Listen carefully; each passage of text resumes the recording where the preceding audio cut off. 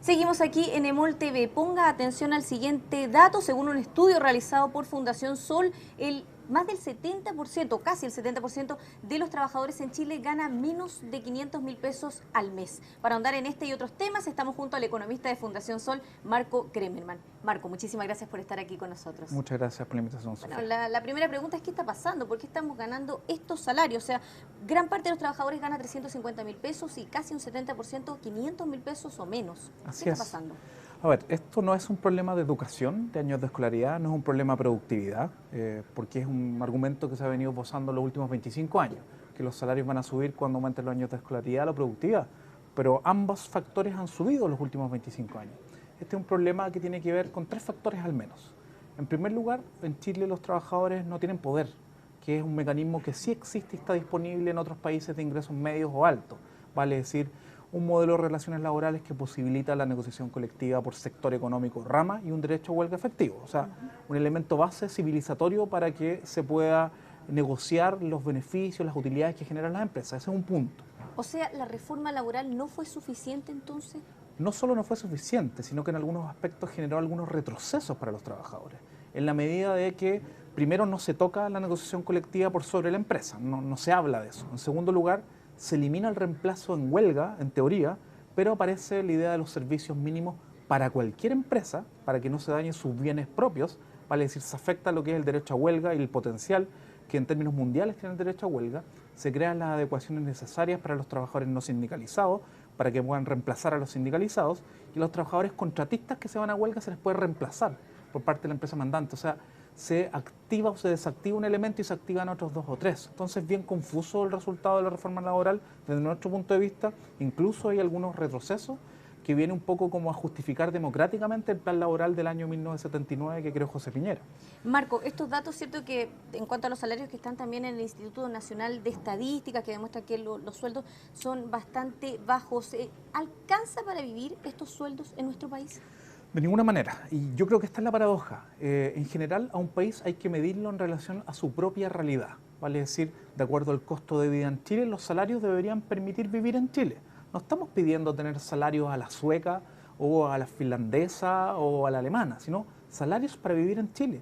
Y esto es lo que no se entiende. ¿Cómo puede ser posible que la mayoría de los trabajadores y trabajadoras en Chile no ganen salarios que les permitan vivir en Chile? Porque hay un dato que creo que es demoledor, que solo el 20% de los trabajadores en Chile está ganando más de 650.000 pesos líquidos. Y 650.000 pesos en el Chile de hoy ya es un valor no es que una suma tan relevante. ras, ¿no? Ese es un elemento. Un segundo elemento que también es muy importante, que explica los bajos salarios, tiene que ver con nuestro salario mínimo. Nuestro salario mínimo, que es el piso de referencia, está totalmente desalineado del costo de la vida en Chile, ¿no? De hecho, la línea de la pobreza, que hoy día el propio Estado fija para un hogar promedio de 4 personas, está en 410.000 pesos y el salario mínimo en 270.000. De hecho, ustedes en la Fundación contrastaban un poco los datos que entrega la última encuesta de CACEN con respecto a la línea de la pobreza, ¿no? Ustedes decían que hay bastantes más que los que refleja la encuesta. Así es, lo que nosotros no invalidamos los datos mismos de la encuesta CACEN ni la metodología, lo que nosotros decimos es que el análisis tiene que ser más complejo, ¿no? ¿Cómo se mide la pobreza en Chile? Una de las variables, que es la pobreza por ingresos, se hace considerando los ingresos totales de un hogar, que incluye los subsidios del Estado y que incluye algo que se conoce muy poco, que es el alquiler imputado. Vale decir, una persona, por ejemplo, que tiene vivienda propia, se le imputa, ¿no?, un ingreso adicional por el hecho de que no tiene que pagar arriendo. Entonces tenemos muchos adultos mayores que tienen pensiones de 50.000 pesos, pero tienen vivienda propia, que equivale a un arriendo promedio de 300.000 pesos, que aparece como no pobre, ¿no? Entonces, sin duda, está bien la metodología, se hace también internacionalmente, pero complejicemos el debate, porque cuando solo nosotros nos centramos en los ingresos autónomos de las personas, la pobreza por ingresos en Chile pasa a un 11,7 a que es un 27% de la población. ¿Cuál debiera ser el salario mínimo en nuestro país? Tomando en consideración las condiciones actuales, cómo está creciendo la economía, el precio del cobre y todas las variables que se miden. Así es.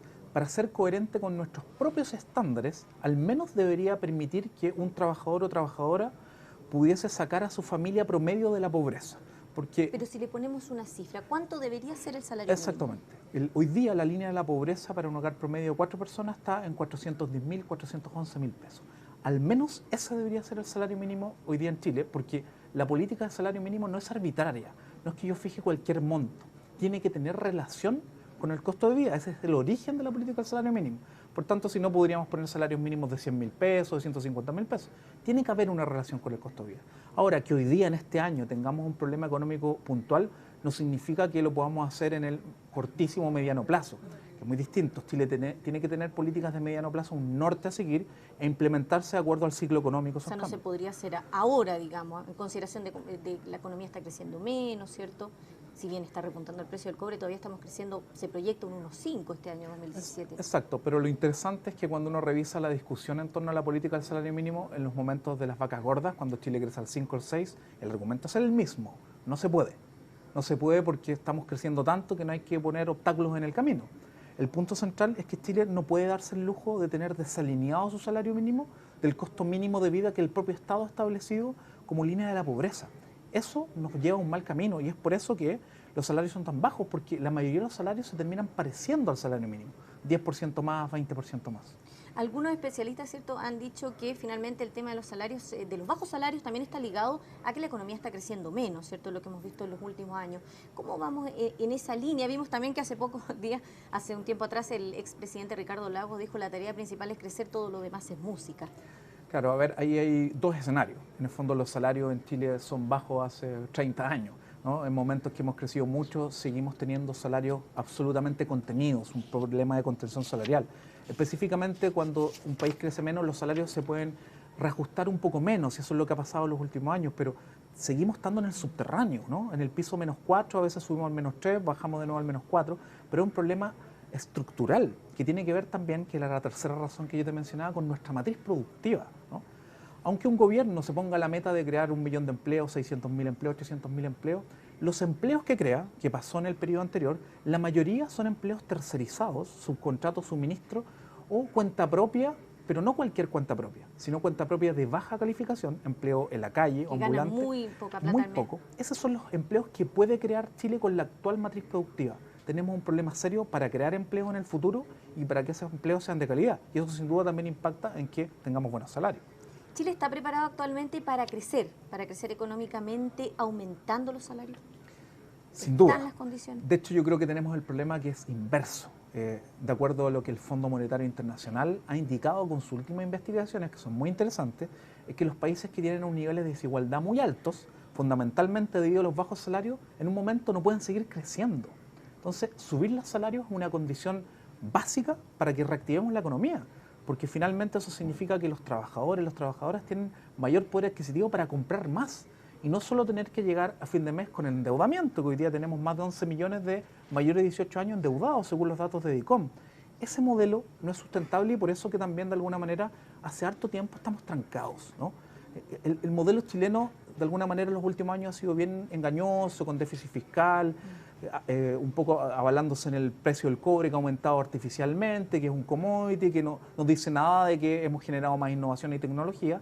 Nos tienen trampados. La verdadera trampa de los ingresos medios no tiene que ver con los problemas políticos, tiene que ver con lo poco que hemos hecho, ¿no?, como país para que los salarios reflejen el costo de vida nacional y para que a los trabajadores se le paguen lo que producen finalmente. Ahora te llevo otro tema que está ligado a lo mismo, ¿cierto? Que es la discusión que tenemos hoy en día con respecto a la reforma de pensiones. En varios sectores no han quedado muy contentos con lo que anunció el gobierno para aumentar las jubilaciones. ¿Qué te parece a ti la propuesta que entregó la presidenta Bachelet para mejorar las jubilaciones de los trabajadores? A ver, desde mi punto de vista la propuesta tiene un aspecto positivo y un aspecto que es negativo, no porque yo lo crea así, sino porque va a generar problemas en el mediano y en el largo plazo. ¿Cuál sería ese aspecto? El aspecto positivo es que por primera vez en los últimos 35, 37 años se abre la posibilidad de comenzar a hablar de seguridad social. Vale decir, reparto, que es lo que tiene la mayoría de los países del mundo, en el centro de sus sistemas de pensiones. Que 2 puntos del 15% de la tasa de cotización vaya a reparto.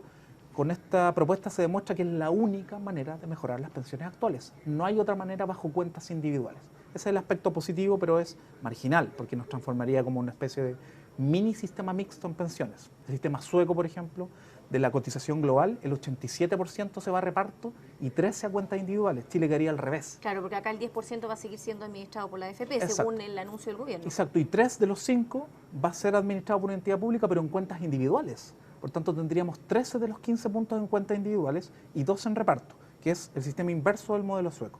Los aspectos negativos desde nuestro punto de vista es que como no se está transitando un sistema de seguridad social, no se está transitando un sistema de reparto con reservas técnicas, que es con ahorro, no un reparto puro que toda la plata se gaste inmediatamente, Chile va a seguir teniendo el mismo problema de bajas pensiones en los próximos años.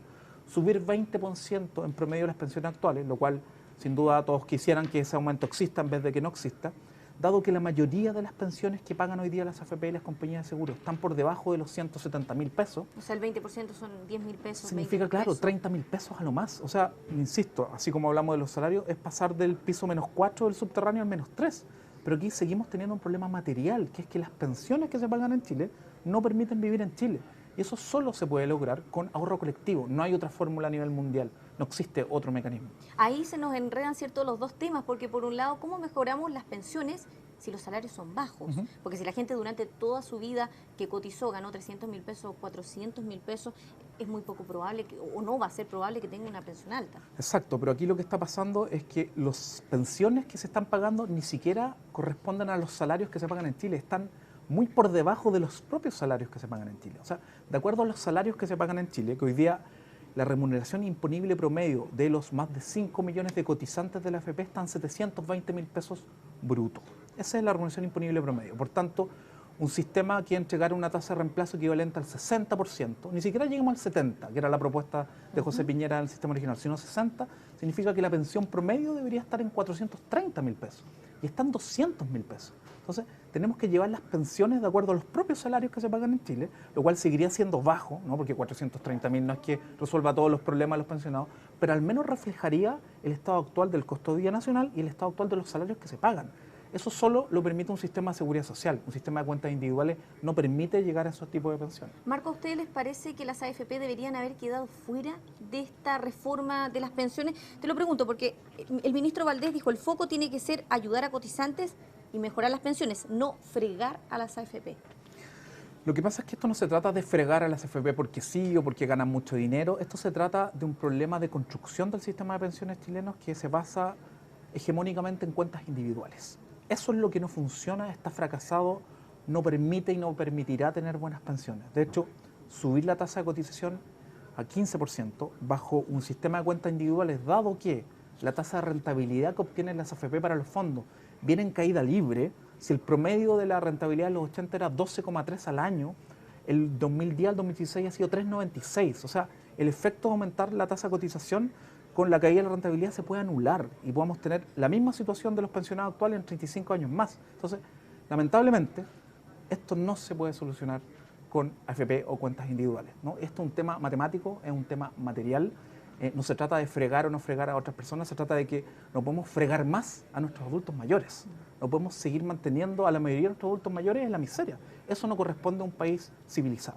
Ni siquiera ayuda, por ejemplo, que algunos fondos hayan tenido mejor rentabilidad. Por ejemplo, la administradora, las NOMAS AFP, el movimiento NOMAS AFP hizo un llamado, ¿cierto?, a cambiarse al fondo E, y el fondo E es el que más ha perdido. Hemos visto que el fondo A ha sido el que más ha rentado. ¿Beneficia en algo estar en el fondo A, en el fondo B? Hay dos elementos. El fondo E no ha perdido, sino que ha ganado menos, ¿no? Ha rentado menos en vez de rentar 10%, como en este periodo particular. Rentó el A, está rentando 2 o 3%, pero no ha perdido dinero. Lo que pasa es que las rentabilidades se ven en el largo plazo. O sea, si en un momento, como en el 2008-2009, tenemos una crisis, quienes están en el fondo A pueden perder el 30 o el 40% de los fondos, como pasó en el 2008 o el 2009. Entonces, esto tiene que verse en el largo plazo.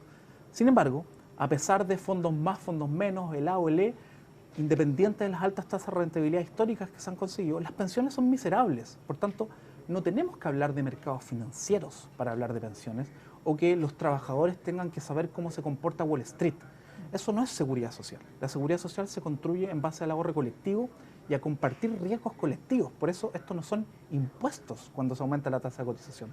Son tasas de cotización para la seguridad social, para que entendamos que si vivimos en un mismo país, asumir riesgos colectivos da cuenta de que queremos seguir viviendo en el mismo país, sino cada cotizante tendría su propio país y se preocupa de sí mismo, ¿no? ¿Te preocupa este tema que anunció el gobierno, cierto, con un informe que probablemente la reforma de pensiones tendría efecto en el empleo? En el peor de los casos, hasta casi 400.000 empleos que se podrían perder. A ver, aquí hay que ser bien claro. Así como hoy día la clase política está desprestigiada absolutamente, hoy día tenemos a los técnicos absolutamente desprestigiados con los comentarios que han hecho de este informe. De hecho, hasta el propio ministro Valdés tuvo que hacer una columna y salir a defender. Yo no voy a defender al ministro Valdés, pero Este informe de productividad primero lo que evalúa es como si el cambio fuese mañana, es como que la cotización pasara de 10 a 15 mañana y el aumento propuesto del gobierno es gradual, es en 6 años. Entonces, primero, si los economistas ocultan esa información, aquí se está haciendo deshonesto en términos intelectuales. En segundo lugar, hay 3 o 4 escenarios. En el peor escenario se considera ese escenario de pérdida de empleos de 400.000 y en el mejor escenario 2.000 empleos perdidos. Entonces, si consideramos que es gradual y si se considera un escenario intermedio, finalmente el impacto es distinto. Y por otro elemento, no solo aumentar la cotización tiene impactos potenciales negativos, sino que tiene impactos positivos. Primero, aumenta el ahorro, ¿no? Estamos aumentando el ahorro nacional. En segundo lugar, aumenta el consumo de los pensionados. O sea, que aumenten 20% la pensión, aunque sea poquito, significa que pueden comprar más cosas. Y eso tiene un efecto dinamizador de la economía. Crece el ahorro, crece la inversión, puede generar crecimiento y generar empleos que puede terminar anulando el efecto negativo y la pérdida de empleos puede ser mínima o marginal. ¿Pero se pueden mejorar las pensiones sin afectar el empleo? ¿Está esa opción en nuestra economía? Sin duda, pero para eso tenemos que transitar a otro sistema, que es un sistema que no necesariamente requiere más recursos del fisco o aumentar ostensiblemente la tasa de cotización, que es un sistema fundamentalmente de seguridad social de reparto, donde las pensiones se van a pagar no íntegramente, porque hay ahorros o reservas técnicas, tal como el modelo japonés, el de Estados Unidos, el canadiense, con las cotizaciones de los trabajadores. Entonces, como no nos queremos salir de esa cancha, de esas reglas del juego, no queremos transitar al reparto, la única manera es cargar más a los trabajadores y a los empleadores. Y desde allí se generan estos problemas de impactos potenciales o no en el empleo. Ahora, sin duda, para ser responsable, Chile tiene que aumentar su tasa de cotización en el mediano plazo y hacerlo de manera gradual. La propia coordinadora NOMA AFP también propone un aumento de 5 puntos en la tasa de cotización en 7 años, lo que da cuenta de que se está considerando que las empresas pequeñas hay que cuidarlas y hay que hacer un aumento gradual. Y ahora, por último, ya que estamos en un año electoral, ¿cierto? Ya los candidatos han nombrado sus propuestas. Sebastián Piñera dijo que él espera que un 4%, si él hiciera una reforma de pensiones, se fuera a la capitalización individual, mientras que Beatriz Sánchez, por otro lado, ella pretende terminar con el sistema AFP. ¿Qué te parece todas estas propuestas que hemos escuchado? A ver, tanto la propuesta del gobierno y sus continuadores, por ejemplo, que podrían ser los candidatos de la nueva mayoría que van divididos, Guillé, Carolina Goich, como la propuesta del presidente Piñera, de alguna manera siguen manteniendo a las cuentas individuales y con ello las AFP en el centro del sistema de pensiones. Y por tanto, el mejoramiento real de las pensiones podría venir a futuro. 30 años más, 35 años más, dado que una persona que hoy día parte cotizando 15, supuestamente cuando jubile podría haber mejorado su pensión en un 50%. Pero lo que no nos dicen es que como las tasas de rentabilidad vienen bajando ostensiblemente, eso puede generar que obtengan las mismas pensiones en términos de poder adquisitivo de quienes hoy día se han pensionado con mejores tasas de rentabilidad. Por tanto, puede ser una promesa igual que la que hizo José Piñera en su momento y nos decía que íbamos a jubilar con un 70% del sueldo. Y por el otro lado, Beatriz Sánchez parece positivo, cierto, que considere el reparto de la seguridad social, pero yo todavía no he escuchado de que adhiera completamente a la propuesta de la coordinadora NOMA AFP y que explique los argumentos técnicos, cómo se va a financiar, la viabilidad. Exactamente. Ahora, la propuesta de la coordinadora NOMA AFP está calculada hasta el 2100. Nosotros la hemos revisado y hemos participado en su construcción. Está bien hecha, incluso considera un ahorro para el gasto fiscal en los primeros años. Entonces sería interesante que ojalá los distintos candidatos la asumieran, la explicaran, ojalá tomaran los mejores puntos de ella. Marco, muchísimas gracias por haber estado aquí con nosotros en EMOL TV. Muchas gracias a ustedes. Y a ustedes los invitamos a seguir conectados aquí en EMOL TV y por supuesto informándose a través de emol.com.